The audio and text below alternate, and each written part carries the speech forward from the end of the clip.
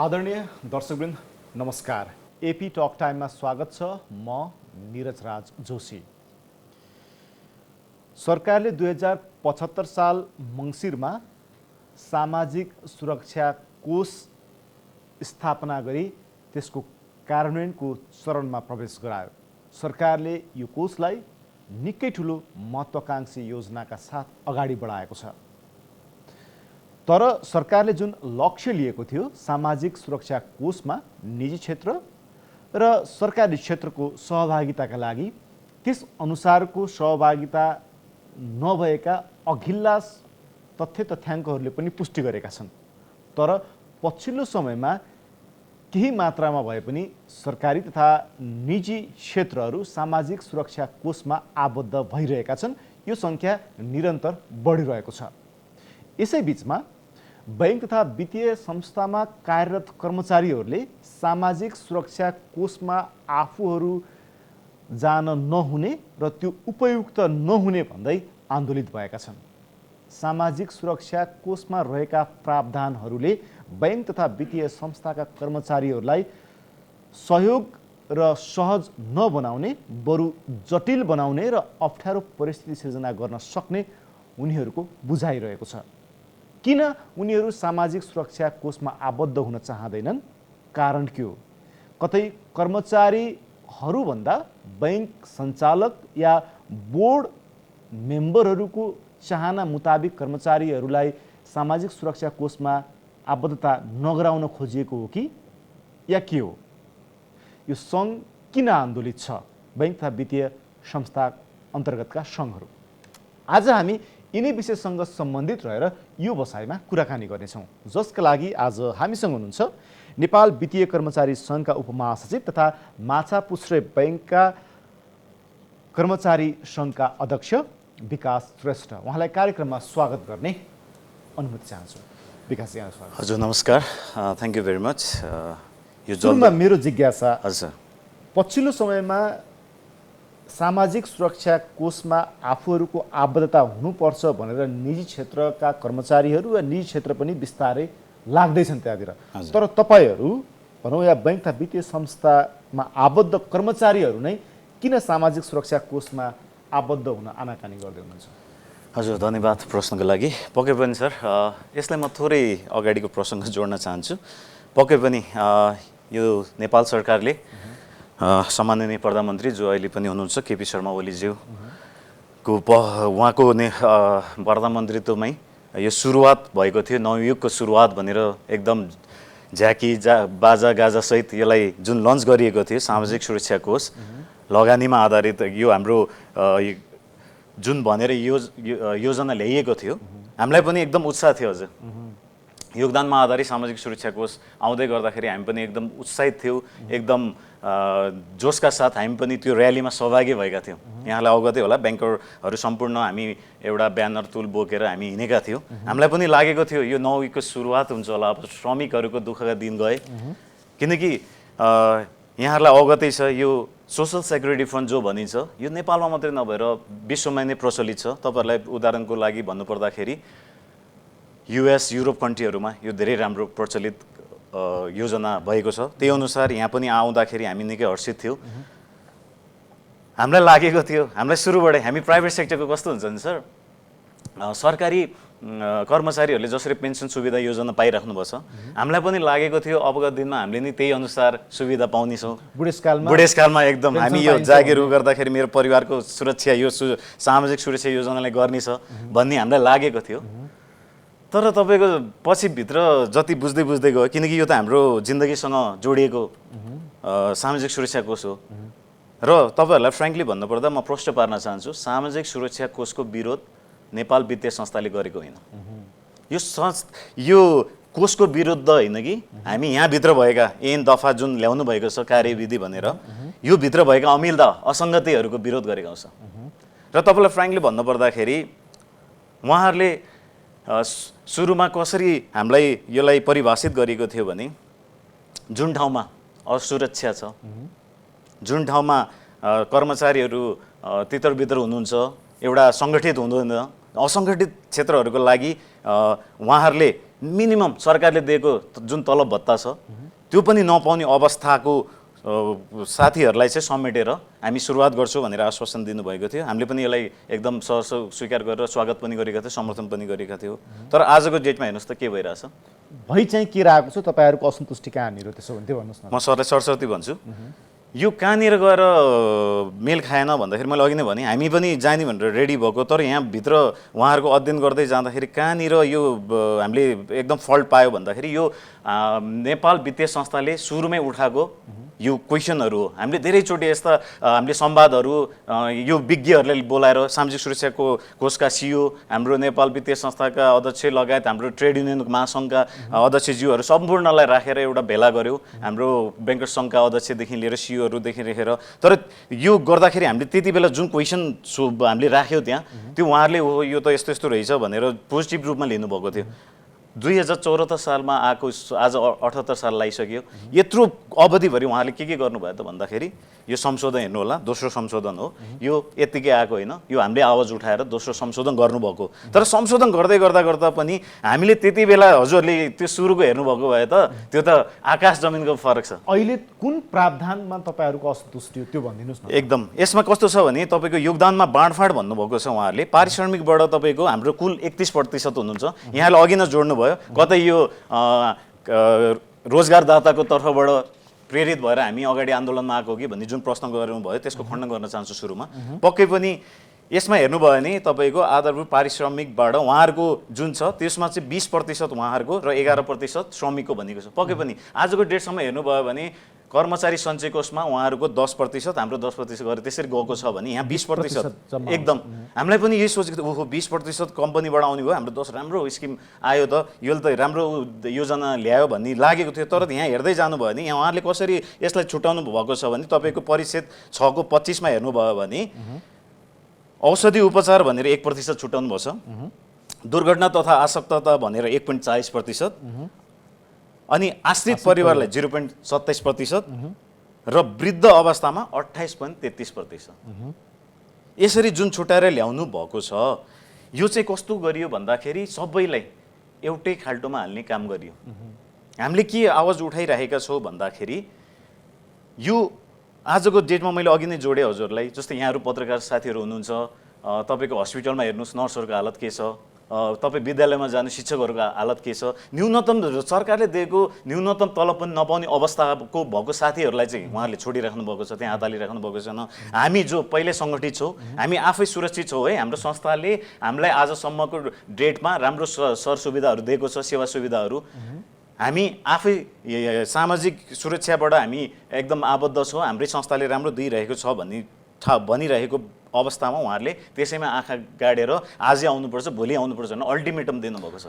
Ultimatum दिइरहँदाखेरि तपाईँहरू माथि लाग्ने आरोप अघि पनि तपाईँले भन्नुभयो, मैले सुरुमा भूमिका बाँध्दै गर्दा भनेको तपाईँले खण्डन गरे भन्नुभयो कि होइन, ब्याङ्क तथा वित्तीय संस्थाहरूले जसरी तपाईँहरू सञ्चय कोषमा जानुहुन्छ होइन, तपाईँहरूको त रकम त त्यहाँ नै जम्मा हुन्छ नि होइन, र ब्याङ्कहरूले ठुलो रकम जम्मा गरेका हुन्छन् त्यो मानेमा, त्यो रकम ब्याङ्क तथा सञ्चालक समितिले आफू खुसी चलाउन पाउँछ र अब सामाजिक सुरक्षा कोषमा गयो भने त्यो सरकारको मातहत आउँछ केही हदसम्म। त्यहाँनिर तपाईँहरूको असन्तुष्टि र तपाईँहरू उहाँहरूको माध्यमबाट तपाईँहरू मोहरा बन्नुभयो भन्ने छ नि। पक्कै पनि तपाईँले एकदम राम्रो प्रश्न उठाउनु भयो, त्यसको खण्डन गर्दै थिएँ मैले। यो कहाँनिर अमेल खान्छ भने सर, यसलाई फ्रेङ्कली भन्नुपर्दा यसको अहिलेको यो जुन सरकारप्रति भन्छु म त यो विश्वास छ नि अविश्वास भएको हो। किनकि यो ल्याउँदै गर्दाखेरि तपाईँले एकदम राम्रो प्रश्न उठाउनु भयो। हामी केमा आबद्ध छौँ अहिले? सरकारसँग सञ्चय कोष छ, नागरिक लगानी कोष छ, हामी उहाँहरूसँग आबद्ध भइरहेछौँ त, हामीलाई कुनै गुन्जाइस छ? अहिलेसम्म कुनै विरोध भयो? यो फर्स्ट हिस्ट्री हो सर, इतिहास हो यो। नेपाल ब्याङ्कर्स हाम्रो जुन वित्तीय संस्था छ यो प्राइभेट सेक्टरमा यसरी आन्दोलित हुनु पऱ्यो, फर्स्ट इतिहास हो सर। अहिलेसम्म तपाईँलाई थाहा नै छ होला प्राइभेट सेक्टरका, हेर्नुहोस् त असार सुरु भइसक्यो, असारको 15 गते हामीले कालो झन्डा देखाएर हामीले विरोधको सुरु गर्नु पर्यो, जबकि त्यो कृषकहरूको लागि एउटा रोपाइको सुरुवात गर्ने दिनमा हामीले त्यसरी सुरु गर्नु पर्यो। र यहाँलाई अवगतै होला असार महिना भनेको कति चपेटा हुन्छ, हाम्रो क्लोजिङको बेला हामी त्यसरी आन्दोलन मा सडकमा आइराख्नु परेको छ। र तपाईँलाई मैले सरसर्ती भन्नुपर्दा हामीले आवाज उठाएका यहाँ अहिले 5वटा हामीले बुँदा राखेको छौँ। हजुरले हेर्नुभयो भने आइलो अभिसन्धि 1949 को नम्बर 98 मा हेर्नुभयो भने right to organise, right to collective bargaining भन्ने हामीलाई त्यहीँबाट प्राप्त भएको छ, जो नेपाल सरकार पनि आबद्ध हुनुहुन्छ। तर ऐनमा हेर्ने हो भने त्यो सामूहिक सौदाबाजीको अधिकार त तपाईँहरूलाई छैन नि त, होइन? यही छ सर, हामीलाई आशंका लागेको छ। अब के हामी सङ्गठित हुन नपाउने हो त? हामीले यो कलेक्टिभ बार्गेनिङ गर्न नपाउने हो त? आज तपाईँहरूलाई जुन त्यो ऐन जस्तै श्रम ऐनको दफा 116 को उपदफा 3 को खण्ड 6 मा विभिन्न 6वटा विषयमा सामूहिक सौदाबाजी गर्न नमिल्ने भनिएको छ, होइन? त्यतिखेर तपाईँहरूले त्यो विषयलाई उठाउनु भएन। अहिले सामाजिक सुरक्षा कोषमा जानुपर्ने बेलामा त्यो विषयलाई तपाईँहरू उठाउँदै हुनुहुन्छ। तपाईँहरूको नियतमाथि प्रश्न गर्न त पाइयो नि यहाँनिर, होइन र? सर कस्तो छ भने मैले अघि न यहाँलाई अवगत गराएँ, यहाँलाई निवेदन गरेँ सुरुमै, किनकि मैले अघि नै भनेको थिएँ सुरुमा त हामी कस्तो छ भन्दा सबैले यो पढेर आएको हुँदैन सर। हामीले सुरुमा हेर्दाखेरि त यो सामाजिक सुरक्षा हामीलाई एकदम हाउगुजी देखाएर एकदम राम्रो छ भनेको थियो नि त। तर म तपाईँलाई अहिले जान्छु, यहाँ दफा दफा म केलाउँछु। यो अहिले सबै हाम्रो साथीहरूलाई सोध्नुभयो भने सबैलाई कण्ठ भइसकेको छ, किनकि आफूलाई परेपछि हेर्ने हो नि त सर। यहाँ के रहेछ भनेर हामीले त अध्ययन गर्नु पर्यो। मैले भने यो जीवनसँग अहिले हामीले डु अर डाई, गरे या मरेको अवस्था छ। हाम्रो साथीहरूको खल्टीमा राजीनामा बोकेर बस्नु परेको अवस्था छ सर। यो किन यो अवस्था के सरकारको यो सामाजिक सुरक्षा कोषको अवधारणा यही हो त? नाम चाहिँ सामाजिक सुरक्षा त, तर हामी कर्मचारीहरू असुरक्षित महसुस गरिरहेका छौँ। त्यसलाई सम्बोधन गर्ने कि नगर्ने? हामीले के भनेको छ? हामीले 14 बुँदे सम्पूर्ण हाम्रो साथीहरूको तर्फबाट हाम्रो जति पनि ब्याङ्किङ क्षेत्रका साथीहरू हुन्छ, हामीले सबैले सिग्नेचर गरेर एउटा बुझाइसकेका छौँ उहाँहरूलाई। त्यो बुँदामा छलफल गर्न बोलाउने कि जबरजस्ती आजै आइज भोलि आइज कस्तो खाली राख्नु भएको छ? यो हाम्रो नेपालको संविधानले दिएको नैसर्गिक अधिकारको हनन भएन र सर? हाम्रो नेपालको संविधानले के हाम्रो सम्पत्तिको सुरक्षा गर्ने अधिकार दिएको छैन र हामीलाई? त्यो संविधान भन्दा माथि के यो ऐन हुन्छ र? के यो कार्यविधि हुन्छ र सर? त्यसैले गर्दाखेरि हाम्रो सम्पत्ति, हाम्रो कमाई कहाँ राख्ने कहाँ नराख्ने हाम्रो मातहतमा पर्छ नि सर। त्यो त हामीलाई संविधानले दिएको। आजको डेटमा तपाईँलाई मैले माछा पुष्कर ब्याङ्कमा तपाईँले खाता खोल्यो भने ठिक छ, नत्र पख्लास भन्न मिल्छ? मैले यत्रो ब्याङ्किङ सेक्टरहरू छैन? त्यसलाई त्यसरी त भन्न नमिल्ला, त्यसरी तपाईँले त्यसलाई जेनरलाइज गर्न नमिल्ला सायद विकासजी। तर तपाईँहरू जुन सञ्चय कोषमा जाँदै हुनुहुन्छ या नागरिक लगानी कोषमा जाँदै हुनुहुन्छ, त्यो भन्दा त यसमा त अझ बढी सेवा सुविधाहरू छ भनेर राज्य पक्षले भनिरहेको छ। एकदम सर। त्यसो हो भने हामीले त्यही भनिरहेको छौँ। हाम्रो मिनिमम रिक्वायरमेन्ट, हाम्रो माग के छ सर? यो स्वैच्छिक हुनु पर्यो। किन दिनुहुन्न उहाँहरू स्वैच्छिक? यदि त्यसमा राम्रो छ भने, यसमा यो एकदम राम्रो छ भने तपाईँलाई राम्रो चिज राम्रो भनिराख्नुपर्छ, तपाईँले मार्केटिङ गर्नुपर्छ सर। हामीलाई आज अप्सन छ नि त। मैले अघि नै भने, यहाँलाई निवेदन गरेँ, नागरिक लगानी कोष, सञ्चय कोष, हामी त त्यहाँ कुनै विरोध गरेको छैनौँ। यसमा त सुरुदेखि नै निजी क्षेत्रका सञ्चालकहरूको विरोध त रहँदै आएको छ। त्यो पाटोलाई पनि हामीले यहाँनिर बिर्सनु हुँदैन। हजुर, त्यो पाटोलाई नबिर्सिने हो भने कतै तपाईँहरू त्यो मानेमा उहाँहरूबाट परिचालित हुनुहुन्छ कि भन्ने आशंका त गर्न पाइयो नि यहाँनिर। त्यही त हजुरलाई भनिराख्नु भएको कुरा म यहाँ कहाँनिर यो खण्डन हुन्छ भन्दाखेरि म तपाईँलाई यो बुँदा केलाउन चाहेँ। तपाईँले हेर्नु होला, एउटा 15 नम्बरमा, परिच्छेद 4 को 15 नम्बरमा हेर्नु होला, योगदानकर्ताको पति वा पत्नीले निवृत्तिभरण पाउने, होइन सर? यसमा के भनेको छ? आधारभूत पारिश्रमको 60% दरले निजले जीवनभर निवृत्तिभरण पाउने छ, होइन सर?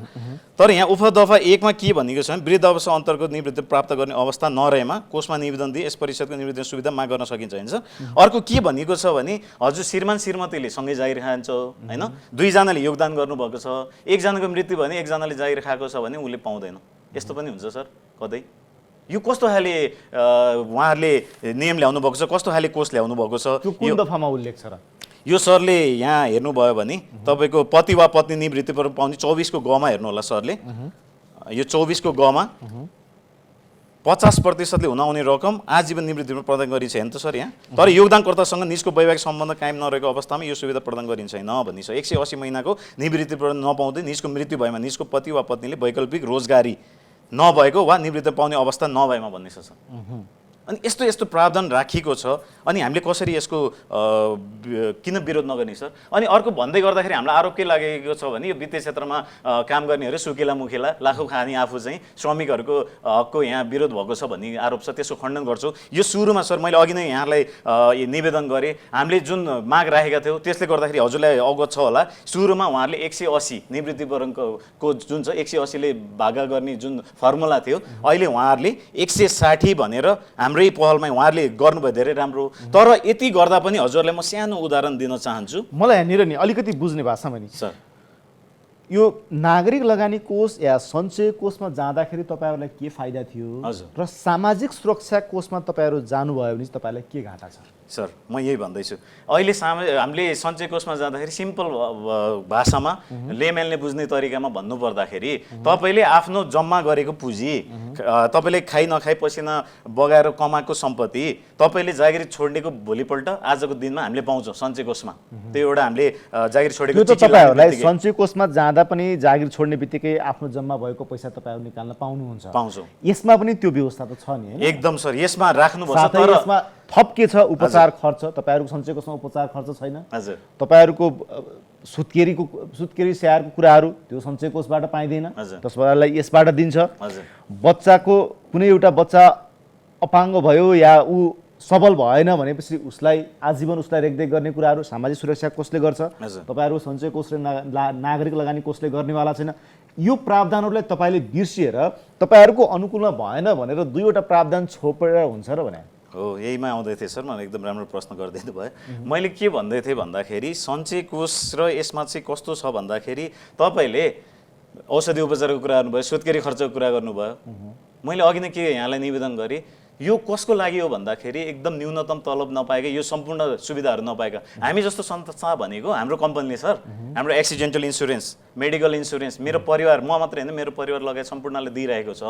योभन्दा डबल त्रिबल हाम्रोमा छ सर। अनि के हामीले पाइरहेको सुविधा खोज्ने त? तैँले बढी खाइस् तेरो चाहिँ हामी खोज्छौँ भन्न मिल्छ त सरकारले? त्यसो भने त तपाईँको मैले अघि नै भने हाम्रो संविधानले हाम्रो सम्पत्ति अधिकार तपाईँहरूले खाइपाइ आएको प्रतिशतमा हिसाब हुने हो नि। त्यो तपाईँहरूको त्यो पाउने तपाईँको फिगरमा त हिसाब। यसको नाम के छ? योगदानमा आधारित। तपाईँले 1 लाख खानुहुन्छ, म 10,000 खान्छु। तपाईँले 1 लाख खानेले योगदान गरेको र मैले 10,000 गरेको एउटै हुन्छ सर? फरक हुन्छ नि सर। हामीले के भनिराखेको छौँ, यसको तपाईँले हेर्नुभयो भने 14 नम्बर उसमा एनमै लेखिएको छ कि सर, सामाजिक सुरक्षाभित्र छुट्टै छुट्टै व्यवस्था गर्न सकिनेछ भन्ने प्रावधान पनि छ सर। त्यसलाई मैले यहाँ अवगत गराउन चाहे। उहाँहरूले चाहेको भए सामाजिक सुरक्षा कोषमा सबैलाई आबद्ध त गराउने सर। हजुरहरूको पत्रकार, हाम्रो ब्याङ्किङ, हस्पिटल, विद्यालयको एउटै हुन्छ र सर? हुँदैन नि। उहाँहरूले छुट्टै छुट्टै सुविधा गर्न सक्ने भनेर ऐनमा परिभाषित छ त, त्यसलाई किन उहाँहरू लागू गर्नुहुन्न? किन एउटै खाल्टोमा हालेर सबै एउटै भाँडामा पकाएर तपाईँ आफै विचार गर्नुहोस् त। एउटै भाँडामा सर, एउटै भाँडामा फलफुल सबै राखेर खिचडी बनायो भने के होला सर? तपाईँहरूको चाहना ब्याङ्क तथा वित्तीय संस्थाका कर्मचारीहरू या संस्थाहरूलाई फरक व्यवस्था गरिदियोस् भन्ने हो? फरक व्यवस्था सुरुमा त हाम्रो न्यूनतम माग भनेको स्वैच्छिक छ। म अघि नै भनिरहेको छु, स्वैच्छिक भनेको हाम्रो मौलिक अधिकार हो। म कहाँ जाने, के गर्ने, मेरो सम्पत्ति, कमाइको सम्पत्ति कहाँ राख्न पाउने, त्यो एकदम मिनिमम हाम्रो रिक्वायरमेन्ट हो। त्यसमा म हजुरलाई सानो उदाहरण दिन चाहन्छु कि सर, हजुरले अघि भन्नुभयो एउटा श्रमिकले मिनिमम तपाईँको वर्षभरि आम्दानी तपाईँको 60 वर्षसम्म गरेको जुन एसएसएफमा उहाँले योगदान गरेको छ, ल मानौ एउटा श्रमिकले 10 लाख जम्मा गर्नुभएको छ भने उहाँहरूले के भनिराख्नु भएको छ, सामाजिक सुरक्षा योजना सञ्चालन कार्यविधि 2075मा दोस्रो संशोधन सहित आएको जुन बुँदा नम्बर 21मा हेर्नु होला, निवृत्तिपूर्व पाउने सुविधा अन्तर्गतको व्यवस्था अनुसार जम्मा गरेको रु 10 लाखलाई 160ले भागा गर्ने। मैले अघि नै यहाँलाई दर्शाएँ, सुरुमा 180 थियो, अहिले 160। ल 160ले भाग गर्दा पनि रु 6250 हुन आउँछ क्या सर, त्यो निवृत्तिपूर्व मासिक पाउने होइन सर। तर यहाँ त्यसै गरी रकम रु 10 लाख कोषले हालै प्रकाशित प्रतिफल सुरुमा के थियो सर? 6% छ, अहिले 8% छ। उहाँहरूले एउटा ललिपप फालिराख्नुपर्छ बेला बेलामा संशोधन है, हामीले एकदम राम्रो सर, किनकि यो सबैले पाउने हो, हामी एकदम कदर गर्छौँ। तर यो 8%को हिसाबले गर्दै गर्दाखेरि पनि सर 6667 ब्याज सासुको कोषले आर्जन गर्छ हो सर, 6667। तर हामीले कोषले कमाउने 6667 निवृत्तिपूर्व, तर यसमा हामीले पाउने कति? 6250। यसमा कति भयो सर? 417 रुपियाँ प्रत्येक महिना कोषले ब्याज नै पस गर्छ। सामाको त कुरै नगरोस्, सामा कता गयो? अर्को कुरा जस्तै तपाईको ब्याङ्कमा कुनै कर्मचारीको मृत्यु भयो भनेपछि उसको श्रीमतीलाई तपाईको ब्याङ्कले आश्रित रूपमा के रकम दिन्छ र? तपाईको जति जम्मा हुन्छ त्यो दिन्छ या तपाईको नागरिक लगानी कोषमा होला आजीवन त दिँदैन, तर सामाजिक सुरक्षाकोले त्यो व्यवस्था होला, तपाईको हकमा लागू नहोला, तर अरू कर्मचारीको हकमा त त्यो कार्यान्वयन हुन सक्छ नि त। एउटा व्यक्ति हेर्ने कि हामीले समग्रतामा हेर्ने? तपाईँहरूको कुरा सुन्दाखेरि तपाईँहरू व्यक्ति मात्रै हेर्ने, एकदम समग्रतामा हेरे जस्तो लाग्दैन। मैले त्यही भएर यहाँ बुधा किन के लाग्यो भन्दाखेरि हिजो 6% ब्याज थियो, आज 8% भयो। आवाज त उठाउँदाखेरि हुँदो रहेछ नि त। हिजो 180 महिना थियो, आज 160 भयो। डिमान्ड गरेपछि हुने पाटो एउटा हो विकास। अर्को कुरा हजुर। जस्तै तपाईहरुकै संघ संस्था, केही बैंकहरू लगायतका संस्थाहरू, वित्तीय संस्थाहरू त आबद्ध भइसकेका छन्। उनीहरूले नबुझेर आबद्ध भएका कि तपाईहरुले उहाँहरूलाई बुझाउन नसक्नु भएको कि? सर, तपाईहरु आन्दोलनमा उहाँहरूलाई मैले के निवेदन गरिरहेको छु भन्दाखेरि हामी भनेको के हो सर, एउटा ब्याङ्कर्स होइन सर, ब्याङ्कर्स भनेको पक्कै पनि शिक्षित वर्गमा परिन्छ। हामीले सबैले, हामी फेरि यो देशको अर्थतन्त्र धान्ने सर, हामी खरबको हिसाब किताब राखेर देशलाई समृद्धिको बाटोमा लाग्ने हामी। अघि हामीले हिसाब किताब गर्दाखेरि मैले अघि नै यहाँलाई भनिसकेँ, सामाजिक सुरक्षा कोषले एकदम रङ ठाउँमा हात हालेको छ। उहाँहरूले आगोमा हात हाल्नु भएको छ, किनकि हामी भनेको पैसाको हिसाब गर्ने, हामी पैसाको हिसाब पाइ हिसाब माग्ने मान्छे सर। हामी जो आन्दोलित छोड्दैनौँ सर। तपाईहरुको भाषा सुन्दाखेरि, तपाईहरुको आवाज सुन्दाखेरि तपाईहरु कर्मचारी भन्दा पनि सञ्चालकहरू जस्तो आवाज सुनिदैछ तपाईहरुको। त्यही त सर, मैले अघि नै यहाँलाई निवेदन गरेँ, मैले अघि नै 20% सञ्चालकको त्यो आउँदा त हामी खुसी हुनुपर्ने। जुन पैसा 20 के 50% ल्याओस् न उहाँहरूले सञ्चालकबाट, तर जुन पैसा हामीले पाउन आकाशको फल आकाशरी मर भरिन्छ जस्तो, त्यो हामीलाई के लागु नै हुँदैन भने त्यो हामीलाई त्यसले के योगदान गर्यो त नि सर, हामीलाई के सुरक्षित गर्यो त नि? त्यो पाउने भएन हामीलाई सुरक्षित महसुस हुने हो। अर्को कुरा म यहाँले निवेदन गर्दैछु, हजुरले जुन यत्रो सुविधा छ भनिराख्नु भएको छ, जानु सर आजको दिनमा सामाजिक सुरक्षा कोषलाई प्रश्न गर्नु होला। आजको दिनसम्म यत्रो लकडाउन छ सर, हामीलाई भन्ने बेलामा सर ब्याङ्कर्सलाई के भनिन्छ भन्दा अत्यावश्यक सेवा भनिन्छ। यत्रो कोरोनाका महामारीमा यहाँहरू पनि यसरी फ्रन्टमा, हामी पनि फ्रन्टमा बसेर देशको सेवाको लागि अगाडि बढिरहेको छ, आफ्नो कर्मचारीहरू सम्पूर्ण आफ्नो ज्यान जोखिममा राखेर काम गरिरहेको छ। त्यसको प्रतिफल सरकारले दिने यही हो त सर। दिनको हामीलाई मेन्टली हेरेसमेन्ट गरिएको छ सर। किनकि आज तपाईँलाई मैले अघि नै निवेदन गरेँ, जुन मेरो सञ्चित गरेको पैसा नागरिक लगानी कोष सञ्चय कोषमा छ, तपाईँले हेर्नु होला 52 र 53 तपाईँको श्रम ऐनको त्यहाँ चाहिँ के भनिएको छ भने सर, त्यहाँ जम्मा गरेको चाहिँ यहाँ सामाजिक सुरक्षामा लानु पर्ने छ भने लेखिएछ। उहाँले चलाकीपूर्ण केमा ल्याउनु भयो यो तपाईँको कार्यविधिमा ल्याउनु भयो। हामी के भनिरहेको छौँ, ऐनमा ल्याउनु नि त सर। कार्यविधि ठुलो हो कि ऐन हो? यही कुरा ऐनमा राखिदिनु नि त। हामीले धेरै मागै गरेको छैन सर, 14 बुँदे माग छ, त्यो मागमा बसेर छलफल गऱ्यो भने हामीलाई कुनै आपत्ति छैन। हाम्रो पैसा हामीलाई फिर्ता पाउने आश्वासन दिन्छ भने हामी सञ्चय कोषमा गइरहेको छौँ, यहाँ जान कुनै आपत्ति छैन। तपाईहरुले गरेको योगदानको पैसा फिर्ता पाउँदैन भनेर कहाँ लेख्या छ र त्यस्तो? सरलाई मैले अघि नै निवेदन गरेँ नि, यहाँले के भन्नुभयो सर, यस्तो नि कानुन हुन्छ 2078 असाढ मसान्त अगाडि आइस् भने तैँले सम्पूर्ण पाउँछस्, त्योभन्दा पछि साउनबाट आइस् भने तैँले फिर्ता पाउनुहोस्। त्यस्तो पनि कुनै कानुन हुन्छ सर? कुनैमा त्यसरी भन्न मिल्छ? भोलि आएका के हाम्रा भाइ बहिनीहरू हुँदैन, यो देशको नागरिक होइन उनीहरू? यो चान्स तपाईहरुलाई थियो भने हजुर 64 अगाडिसम्म या 62-63 भन्दा अगाडिसम्म बैंक तथा वित्तीय संस्थामा काम गर्ने कर्मचारीहरूले निश्चित मात्रामा सेयर पाउँथे। त्यसपछि त्यो सेयर पाउने प्रावधान हटाइयो। त्यो विषयमा तपाईहरु बोलेको खै त? तपाईहरु आफ्नो सेवा सुविधा र कर्मचारीको हकितको पक्षमा वकालत गर्नुहुन्छ भने त्यही कर्मचारी जो आज बैंकमा छिरिरहेको छ, त्यो कर्मचारी त्यसले बैंकको निश्चित पाउनुपर्ने सेयर प्रावधान त्यो हटाइएको छ, त्यो विषयमा तपाईहरुले आवाज उठाउनु भएन। सरले यो कहिले बोल्नुभयो यो विषय? त्यही त तर यो आजभन्दा 10 वर्ष अगाडि या 15 वर्ष अगाडि कर्मचारी भएका बैंक तथा वित्तीय संस्था भएका कर्मचारीहरूसँग लाखौं करोडौंको सेयर छ, तर आज प्रवेश गर्ने कर्मचारीको हकमा त्यो लागू हुँदैन। त्यहाँनिर तपाईहरु बोल्नुहुन्न भनेपछि तपाईहरु परिचालित हुनुहुन्न भनेर तपाईहरु कसरी आश्वस्त पार्न सक्नुहुन्छ? एकदम राम्रो प्रश्न सोधिदिनु भयो सरले। मैले भन्नेवालै थिएँ। कस्तो भयो भन्दाखेरि हामी बैंक हो सर, हामी कोबाट हाम्रो माउ संगठन हामीलाई सेन्ट्रल गभर्नमेन्टले, हाम्रो सेन्ट्रल ब्याङ्कले रेगुलेट गर्छ नि सर, राष्ट्र ब्याङ्क, नेपाल राष्ट्र ब्याङ्क। हामी बाफिया अन्तर्गत काम गर्नुपर्छ सर। हामी हेर्नु सर, ब्याङ्कलाई कतिवटा ऐनले हान्छ, यता बाफिया भन्छ, उता श्रम ऐनले छुन्छ सर, यता तपाईँ म भन्छु सर, हजुरको कुरामा आउँछु, हजुरको कुरामा आउँछु सर, हजुरको कुरामा आउँछु। मलाई भन्न दिनुस् न, सञ्चालक समिति या त्यही त मलाई भन्न दिनुस् न, तपाईहरुले पाउँदै हुन्छ सेयर बापतको लगानी सरले म भन्दैछु हैन, मैले भन्दैछु यो ऐन किन भनेको भन्दाखेरि तपाईको अनि यता हजुरको सञ्चय कोषको ऐनले छुन्छ हामीलाई, यता नागरिक लगानी कोषको ऐनले छुन्छ। अहिले आएको यो सामाजिक सुरक्षा कोष ऐन। अब ट्याक्सको त कुरै नगरौँ सर, ट्याक्समा म अहिले आउँछु।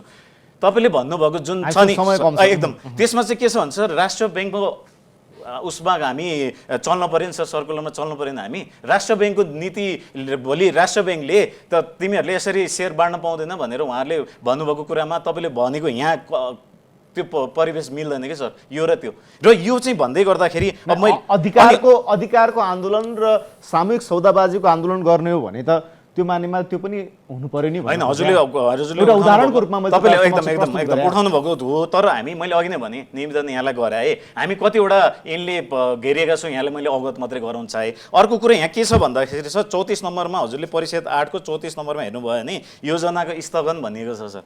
हेर्नुहोस् त यहाँ, यस सुरक्षा योजनाले निर्णय दिन नसकिने भएमा वा थप सुविधा दिन नसकिने भएमा सञ्चालक समितिले जुनसुकै बेला भनिएको छ। जुनसुकै बेला पनि कुनै थप सुविधा या यो सुरक्षा योजनाले स्थगन गर्न मन्त्रालयमा सिफारिस गरेपछि यो बन्द हुन्छ भनेर लेखिएको छ। अनि यो भन्न खोजेको के हो सर? भोलि के यिनीहरूले हाम्रो सामाजिक सुरक्षा कोषले हात उठाइदिएर हामी सकेनौँ है यो उ गर्न भन्यो भने बन्द हुने भनेको के हाम्रो यत्रो वर्षभरिको कमाइ सक्यो भने हो सर? अर्को कुरा यहाँ के भनेको छ सर, मैले मेरो कमाइ पाउनलाई 60 वर्ष किन कुर्नुपर्ने सर?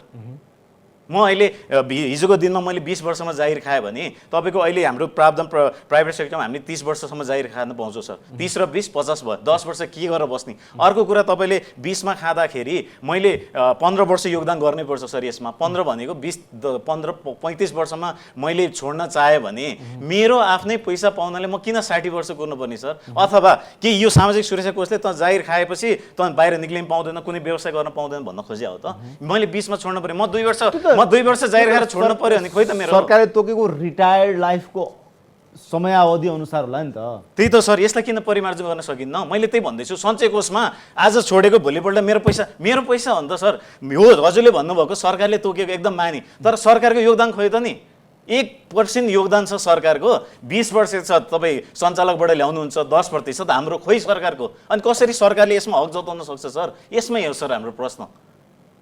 सरकारको पनि योगदान हुनु पर्यो नि त। भन्ने बेला योगदानमा आधारित आजको डेटमा मैले यहाँलाई उदाहरण दिन्छु, तपाईँले सामाजिक सुरक्षा कोषलाई गएर प्रश्न सोध्नु होला। यस्तो महामारीको बेलामा यहाँ त गइसक्नु भएछ नि त कति श्रमिकहरू, हजुरले भन्नुभयो राम्रो सुविधा हामीसँग उदाहरण छ, हजुरलाई म भेटाइदिन सक्छु। श्रमिकहरू रोइराख्नुपर्छ बाटोमा, हामीसँग सर हजुरहरूले हामी त आएर फस्यो, तपाईँहरू नआउनुहोस् है सर, तपाईँहरूको आन्दोलनमा हाम्रो समर्थन छ भनेर होटल श्रमिकहरूले भनिराख्नु भएको छ। इन्सुरेन्सका साथीहरू रोइकराइ गर्नुभएको छ, गएर सोध्नुहोस्। उहाँको मृत्यु भएको साथीहरूको मृत्यु भएको 6 महिना भइसक्दाखेरि 1 रुपियाँ पाएको छैन, जम्मा 6 लाखको रुपियाँको लागि सर सामाजिक सुरक्षा कोषले दिन सकिरहेको छैन। आजसम्म ब्यालेन्स सिट उहाँहरूले इस्यु गर्नुभएको छैन, आजको डेटसम्म अडिट रिपोर्ट इस्यु गर्नुभएको छैन। यही हो त, 3-4 वर्ष भइसक्यो आएको, खोइ त हामीले सोध्न पाउने कि नपाउने सर? हामी नजाँदै त यस्तो छ, हामी गइसकेपछि के हालत होला? कमजोर प्रावधानहरूको विषयमा सोध्न पनि पाइन्छ, आन्दोलित हुन पनि पाइन्छ र त्यसलाई संशोधन गर्न पनि पाइन्छ। अनि तर राज्यले ल्याएको नीति नियममा म जाँदैन भनेर अडान लिन त पाइँदैन होला नि त। सरलाई मैले फेरि निवेदन गरेँ, सामाजिक सुरक्षा कोष जुन छ यसको हामीले विरोध गरेको होइन, अघि नै भनिसक्यो। यो भित्र भएको प्रावधान हामीले खोल्न पाउने कि नपाउने, भन्न पाउने कि नपाउने? तपाईँले म नजाँदै यत्रो हामीले आन्दोलन गर्दा हामीले ल है भनेर यत्रो आवाज उठाउँदा सुन्नुभएको छैन।